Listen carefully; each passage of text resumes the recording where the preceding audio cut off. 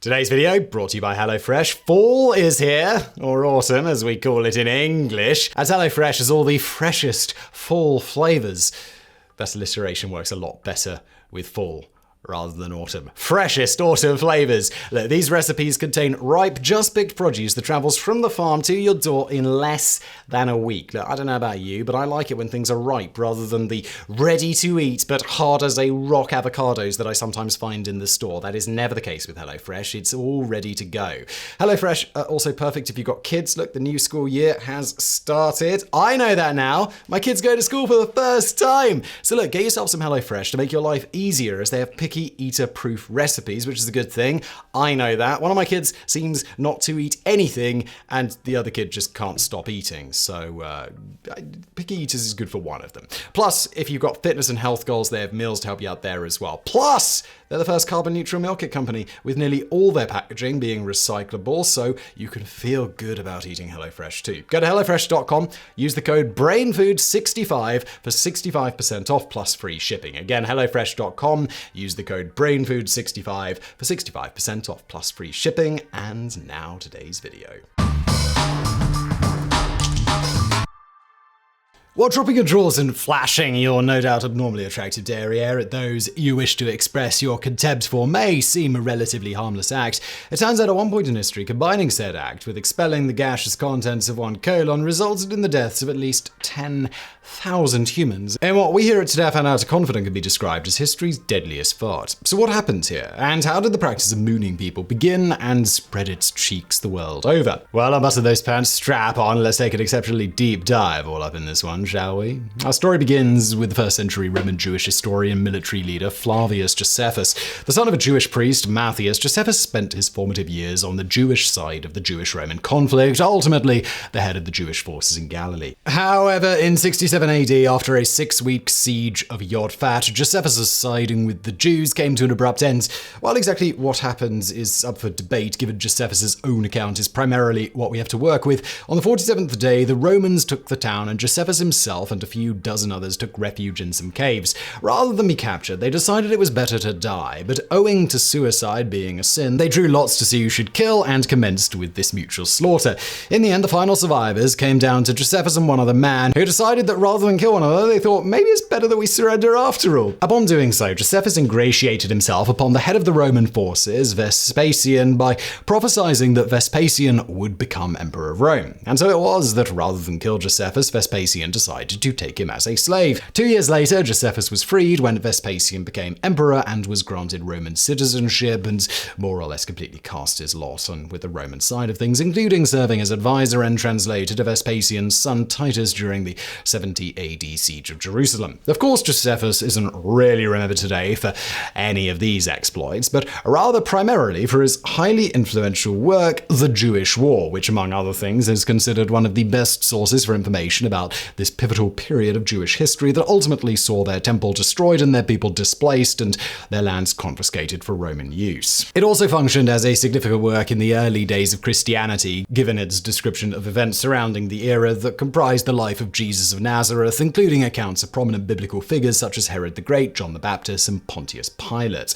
Noteworthy in his efforts in all of this was to give an account that was impartial, unlike so many others of the era. As Josephus noted of those covering the same events, they have a mind to demonstrate the greatness of the Romans while they still diminish and lessen the actions of the Jews. While, given his Jewish heritage, you might think he'd be inclined to color things more in their favor instead. But Josephus himself noted his goal was to be impartial and that he would not go to the other extreme and will prosecute the actions of both parties with accuracy, something, for the most part, historians generally agree that he did. In the end, the Jewish-Roman wars changed history and the Jewish religion in some rather significant ways, including on the latter shifting from the temple and high priest-centered worship to synagogue and rabbi-centric. But that's not what we're here to talk about today. So, well, let's get back to the important stuff of what all of this has to do with exposing your backside for fun and profit. It is within this historic work and conflict between Rome and the Jews that we find the first known recorded instance of one person mooning another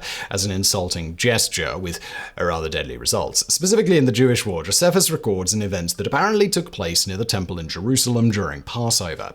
To quote, one of the soldiers pulled back his garment and, cowering down after an indecent manner, turned his breech to the Jews and spake such words as you might expect upon such a posture. At this the whole multitude had indignation and made a clamour to Kimanas that he would punish the soldier, while the rasher part of the youth and such as were naturally the most tumultuous fell to fighting and caught up stones and threw them at the soldiers. Upon which Kimanas was afraid lest all the people should make an assault upon him, and sent to call for more armed men, who, when they came in great numbers into the cloisters, the Jews were in a very great consternation, and being beaten out of the temple, they ran into the city, and the violence with which they crowded to get out was so great that they trod upon each other and squeezed one another, till 10,000 of them were killed, insomuch that this feast became the cause of mourning to the whole nation, and every family lamented their own relations. Of course, it's not really clear from this if the mooning itself was intended to be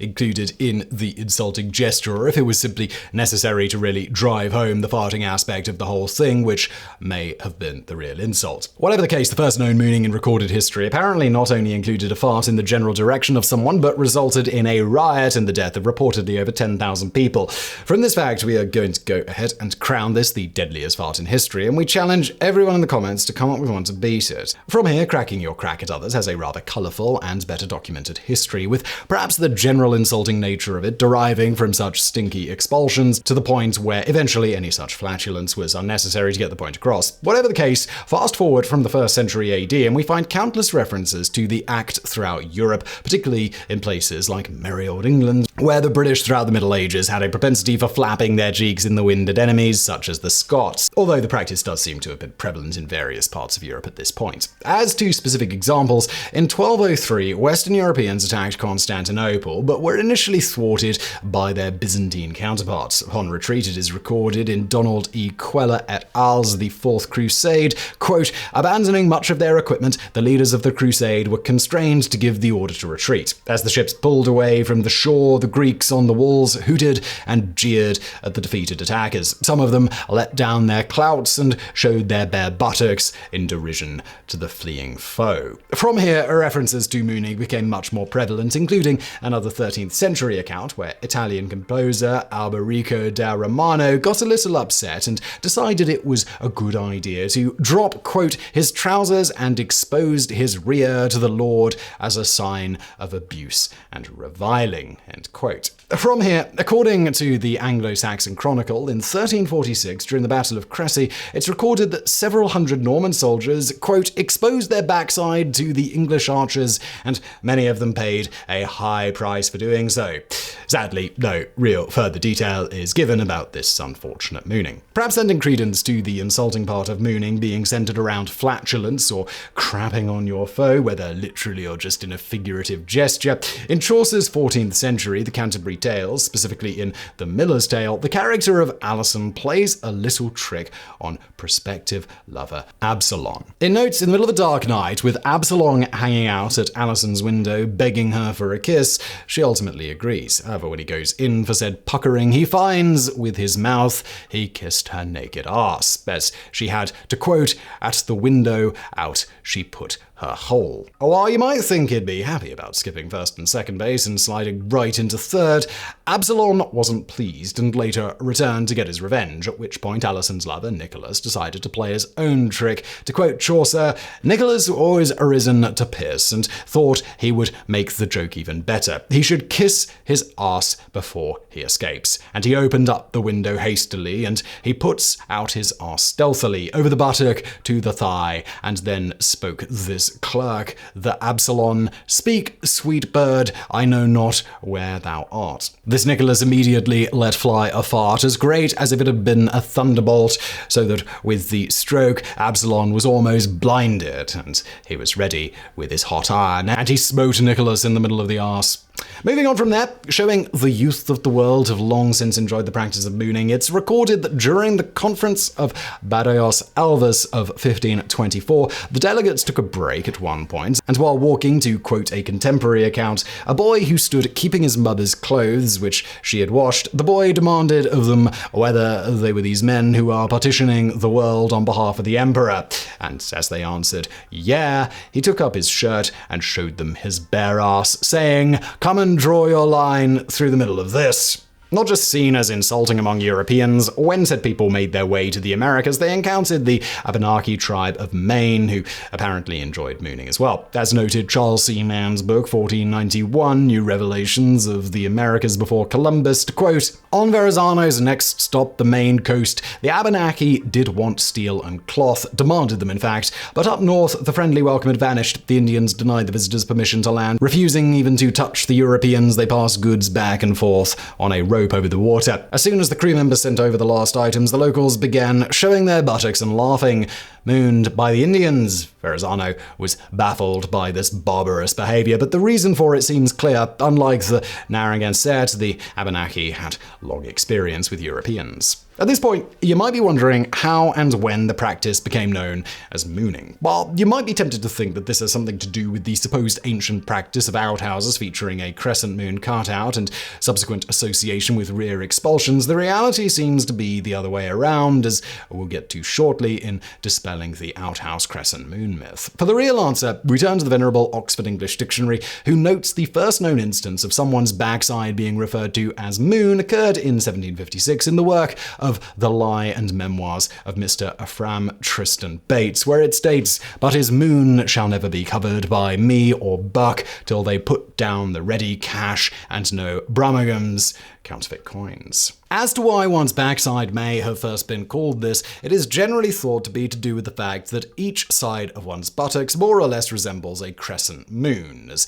colourfully illustrated by this passage in 1938 Murphy by S. Beckett, where it refers to each side of a woman's backside as a moon, to wit, placing her hands upon her moons, plump and plain. Whatever the case, the act of dropping your pants and exposing your butt crack being referred to as mooning doesn't appear to have become a thing until around the mid-20th century, with the practice itself having an upswing in popularity across universities in the United States in the 1960s. Various references include a July 1964 issue of the Princeton Alumni Weekly, where it states, "All we had was abortive efforts at mooning the Yale team in their dugouts," or in University of Massachusetts Amherst student N.J. Eaton's thesis, Current Adolescent Slang, in which he writes, "Moon, to expose the buttocks. Sin, throw a moon."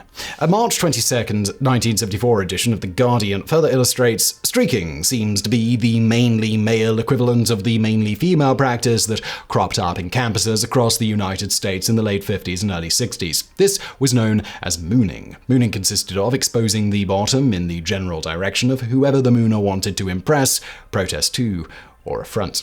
Now, this all brings us back to the crescent moon on outhouses. Noteworthy here is that despite it being commonly held that outhouses featuring the crescent moon was a rather ancient thing, it appears this meme likewise has its origin in the mid-20th century upswing in bearing arse. While some of the more travelled among you might know by pointing to historic sites in the United States that you have visited that have outhouses going back potentially even a couple of hundred years and feature a crescent moon cutout, it should be noted that in every known instance the cutouts were put there in more modern times to fit people's expectations. As one Dr. Adam Brooke Davis of Truman State University in the Missouri Folklore Society states, "These are all excellent examples of historical retrofitting." Of course, as you might expect, descriptions of outhouses and photographs and the like are relatively rare, and surviving examples even more so. As for those surviving examples that have not been retrofitted, we have such cases as an 8-person communal outhouse on the Thomas Leiper estate. This 18th century outhouse is helpfully made of stone, so it has survived the centuries, but no such cutout or symbology is present anywhere on it, door or otherwise. Or as Dr. Davis sums up concerning his extensive research into the matter, "I have never seen a crescent moon shape in an actual outhouse I could confidently date to earlier than about 1960. On that note, as for the first known actual instances of the crescent moon cutout on outhouses, as alluded to, these wouldn't start showing up until around the mid-20th century, first in cartoons and comics. For example, if you troll through examples of old linen postcards from the 1930s to the 1950s, you'll see that on the the 1930s side of things, depictions of outhouses and said humorous postcards had no crescent moon adornment, but in later examples, this seemingly became ubiquitous, whether on the door, above it, or on the upper parts of the side walls of the outhouse. So who came up with the crescent moon trope, and why? Well, this isn't clear. Historically, outhouses did frequently feature openings in the rafters for ventilation and light purposes. Some even had cutouts in the doors, but often they were diamond, V, or heart-shaped, or some speculate on this one originally intended to be more bottom-shaped, as it would look like hanging over the hole. These door cutouts were also seemingly for ventilation and light purposes, and also sometimes thought to function as the door handle of sorts. As the aforementioned Dr. Davis sums up concerning the door cutouts, "My grandparents' farm near Hannibal, Missouri, has an outhouse built between 1920 and 1940. The door, as faced from the outside, had its hinges left and no knob or pull. Rather, it had a cutout so that one could slip one's fingers in to grasp it.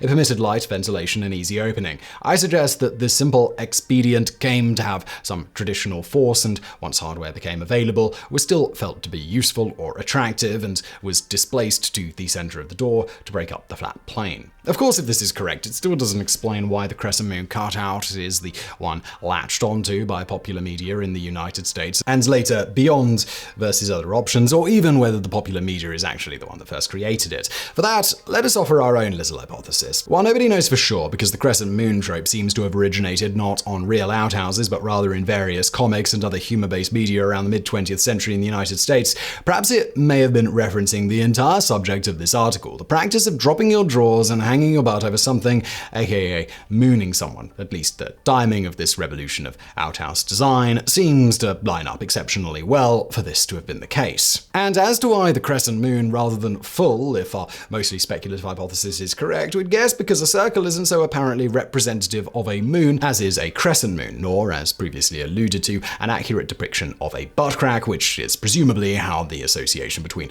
butts and the moon came to be in the first place, way back in merry old England.